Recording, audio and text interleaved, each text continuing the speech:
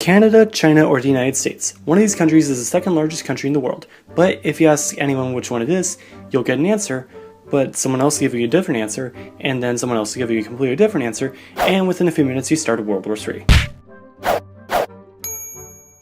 China, Canada, and the United States are all big, diverse places packed with all sorts of different kinds of people.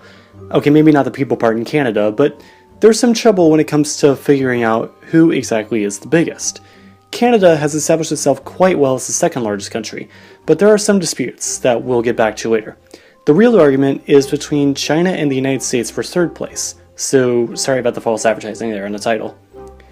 First, China has a lot of disputed territories, like Arunachal Pradesh and Aksai Chin with India, Taiwan with Taiwan, the Senkaku or Diaoyu Islands with Japan, the border with Tajikistan with France, and of course the Spratly Islands with pretty much everyone in the area.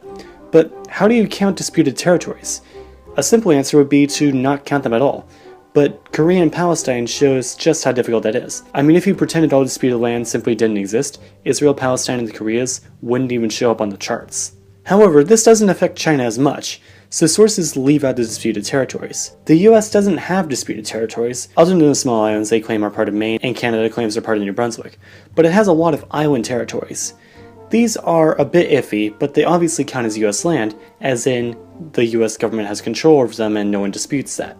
But they're not integral to the country.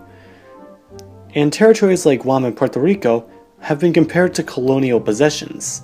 Of course, lack of democracy doesn't disqualify a country from the list, so it's best to include them since there's no argument that the US owns these islands. The only reason I brought up US territories is because so many other sources mention them, even though they're not actually that much of an issue. On the issue of water area, Canada actually gets put into the spotlight, as many point out how Canada is largely water area. Not counting any water, including inland water, which would be stupid, puts Canada behind China and the United States, as it has around 3 million lakes. Yes, million! How? Canada is around 8.93% water, compared to China's 2.82% and the US's 3.96 or 6.97%. So not including any water would put the list at, in decreasing order, China, US, Canada. We have to include lakes though. You might have noticed, however, that there are two values for the US's water area. Good observation. This is because the UN and the CIO World Factbook include territorial waters for the United States, but not for other countries for some reason. So if you don't include US territorial water, because it can be problematic for some countries, and don't include China's 137,000 kilometers of disputed lands, but do include the US territories and Canada's lakes, it comes out to the United States at number 4, China at number 3, and Canada at number 2, and Russia at number 1 with nearly twice that. It's really just a bunch of egotistical jerks messing with the statistics, trying to fool everyone, but everyone knows who really runs the world.